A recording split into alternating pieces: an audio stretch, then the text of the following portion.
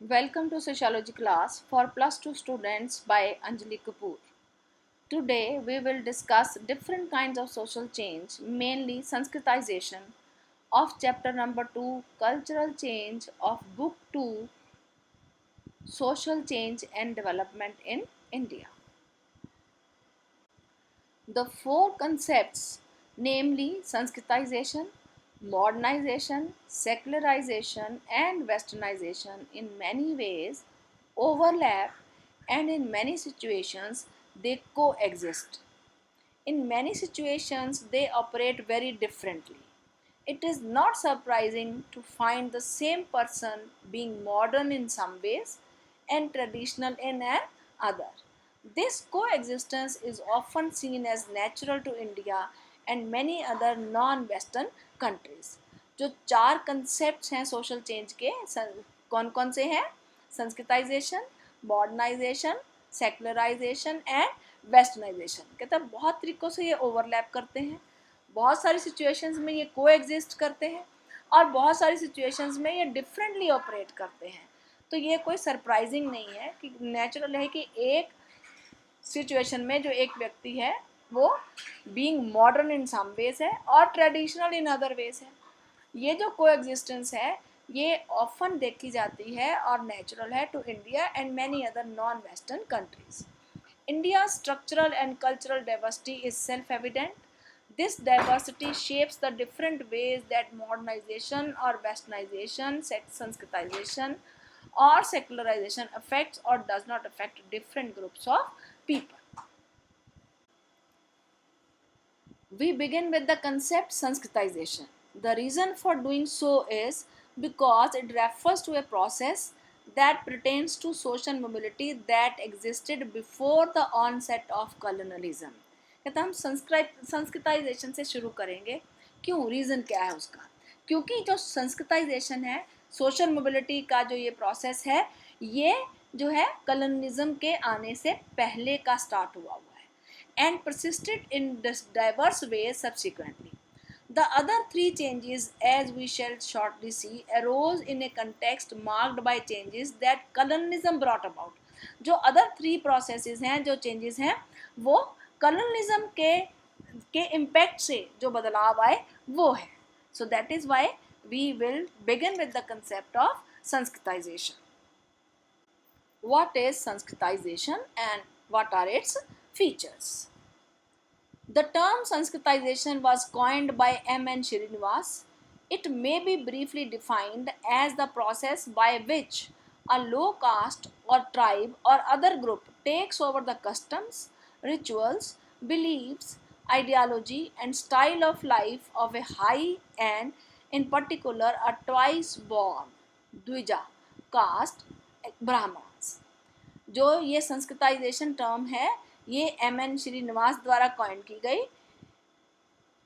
इसे हम इस तरह भी डिफाइन कर सकते हैं कि वो प्रोसेस जिसमें लो कास्ट के या ट्राइब के या अदर ग्रुप के जो लोग हैं वो हाई कास्ट के लोगों के कस्टम्स और rituals, beliefs, ideology, style of life को अपनाते हैं, उसको नकल करते हैं ताकि वो अपने स्टेटस को रेज कर सकें, अप मोबिलिटी कर सकें।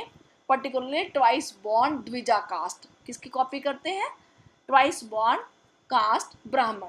द्विजा का मतलब है जो दूसरा जन्म, जो सेक्रेट बियरिंग ऑफ जो सेक्रेट थ्रेड को धारण करना ना, उसको द्विजा कहते हैं। तो ये ब्राह्मण जो है वो करते हैं, तो वो उन्हीं के लाइफस्टाइल को, उन्हीं के कस्टम्स को फॉलो करके अपने स्टेटस को रेज करने की प्रक्रिया को क्या कहते हैं? संस्कृतिकरण और Sanskritisation. The impact of Sanskritization is many-sided.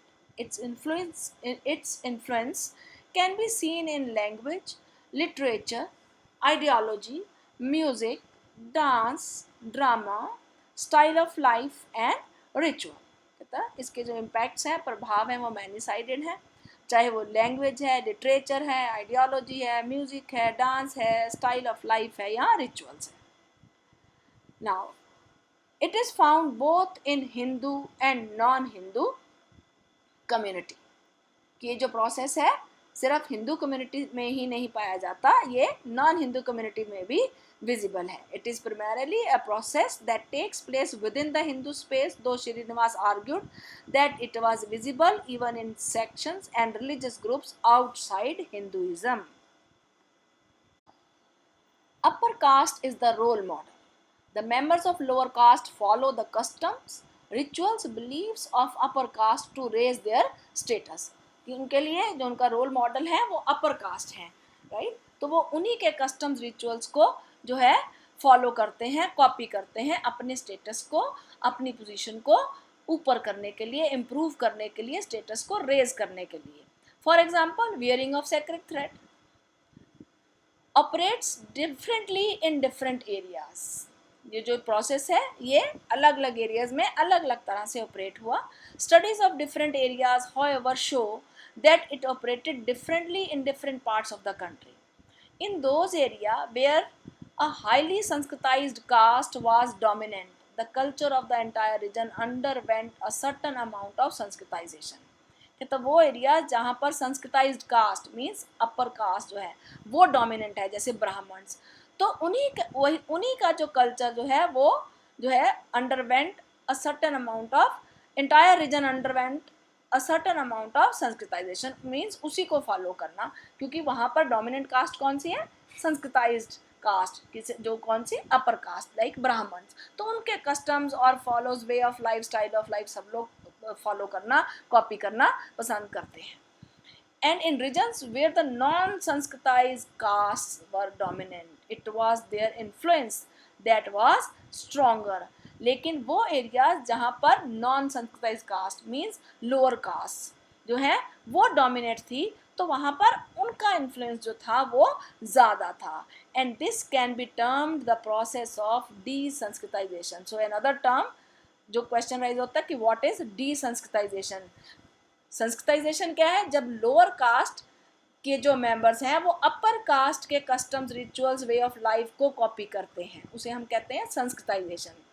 लेकिन जब अपर कास्ट के लोग और अदर कास्ट के लोग dominant caste, that is not necessary कि वो अपर कास्ट ही होगी, वो लोअर कास्ट भी हो सकती है, तो डोमिनेंट है लेकिन, तो उसको फॉलो करते हैं. मीन्स अपर कास्ट के लोग लोअर कास्ट को के रिचुअल्स, कस्टम्स और वे ऑफ लाइफ को फॉलो करते हैं, तो उसे हम डी संस्कृताइजेशन कहते हैं. जहाँ पर वो लोग, जहाँ पर जो है उनका influence Sanskrit, non Sanskrit caste जो है वो डोमिनेंट होती है, तो उनका इन्फ्लुएंस ज़्यादा हो जाता है. एंड नॉट ओनली संस्कृताइज और नॉन संस्कृताइज कास्ट है. In Punjab there were other regional variations too. In Punjab culturally सांस्कृतिक influence was never very strong. जो सांस्कृतिक इन्फ्लुएंस था, अपर कास्ट इन्फ्लुएंस, वो कभी भी स्ट्रॉन्ग नहीं था. For many centuries until the third quarter of the 19th century the Persian influence was the dominant one. वहाँ पर पर्शियन इन्फ्लुएंस का प्रभाव जो था पर्शियंस का वो बहुत ज़्यादा था. Change in position but not in caste. Srinivas argued that the Sanskritization of a group has usually the effect of improving its position in the local caste hierarchy. It normally presupposes either an improvement in the economic or political position of the group concerned, or higher group self-consciousness resulting from its contact with a source of the great tradition of Hinduism, such as pilgrim center or a monastery or a proselyting section. कहते हैं कि जो ये Sanskritisation group है ये किस चीज़ में improve करता है, आपकी पोजीशन को इम्प्रूव करने में इफेक्टिव है in the local caste hierarchy, right. जो है आपके कास्ट सिस्टम में कोई चेंज नहीं लाता, स्ट्रक्चर में कोई चेंज नहीं लाता, it brings change only in position. Gender caste discrimination. In a highly unequal society such as India there were and still are obstacles to any easy taking over the customs of the higher caste by the lower. Indeed, traditionally the dominant caste punished those low caste which were audacious enough to attempt it. They were discriminated on the basis of gender and caste. Gender caste discrimination.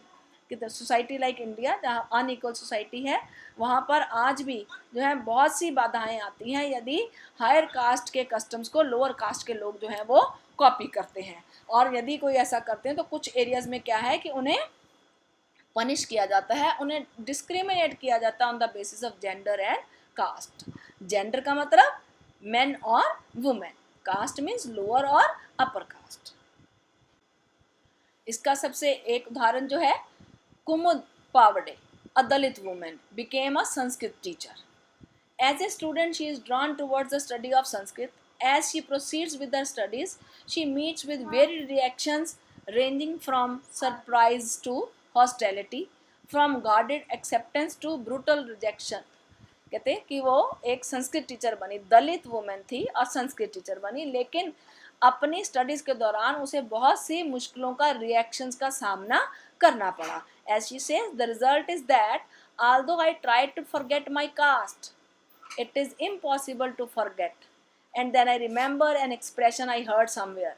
What comes by birth but can't be cast off by dying. That is caste. तो कहते उसका नतीजा क्या रहा, उसने अपने उसके शब्दों में कि कहते मैंने अपनी कास्ट को भूलने की कोशिश करी लेकिन इट वॉज इम्पॉसिबल. और मुझे ये बात तब याद आती थी कि किसी से मैंने जब कहीं सुनी थी कि what comes by birth but can't be cast off by dying. That is caste. Caste एक ऐसी चीज़ है कि जो आपको बाय बर्थ मिलती है और आपके मरने तक वो नहीं हट सकती. सो थिंग वाज कि क्या था कि जो एक संस्कृत भाषा भी जो है वो किसकी है कि वो केवल जो अपर कास्ट के लोग हैं, ब्राह्मण हैं, वही सिर्फ जो है उसे सीख सकते हैं. एक तो वो फिर जेंडर भी, और जेंडर का भी आ गया कि वो वुमेन, और वो that she belong to lower caste. तो she had to face many difficulties and met with varied reactions also. Criticism of Sanskritization. Sanskritization suggests a process whereby people want to improve their status through adoption of names and customs of culturally high placed groups. The reference model is usually financially better off. In both, the aspiration or desire to be like the higher placed group occurs only when people become wealthier. We have already explained कि वो process जिसमें लोग जो है अपने status को improve करने की कोशिश करते हैं, कैसे, हायर कास्ट ग्रुप के, हाई प्लेस्ड ग्रुप्स के कल्चर और कस्टम्स को जो है कॉपी करके. Sanskritization as a concept has been criticized at different levels. First is exaggerating social mobility. It has been criticized for exaggerating social mobility or the scope of lower caste to move up the social ladder, for it leads to no structural change but only positional change of some individuals. क्योंकि जो social mobility है, upward mobility, upper caste को copy करके अपने status को high करना, तो ये सिर्फ एक पोजिशनल चेंज देता है, स्ट्रक्चरल चेंज नहीं देता. In other words, inequality continues to persist, though some individuals may be able to improve their positions within the unequal structure. And second, accepts the ways of the upper caste as superior. कि हम upper caste को superior, कि वो superior हैं, इस चीज़ को हम accept करते हैं. It has been pointed out that the ideology of Sanskritization accepts the ways of upper caste as superior, कि जो उनका वे ऑफ लाइफ है वो सुपीरियर है, and that of lower caste as inferior. Therefore the desire to imitate the upper caste is seen as natural and desirable.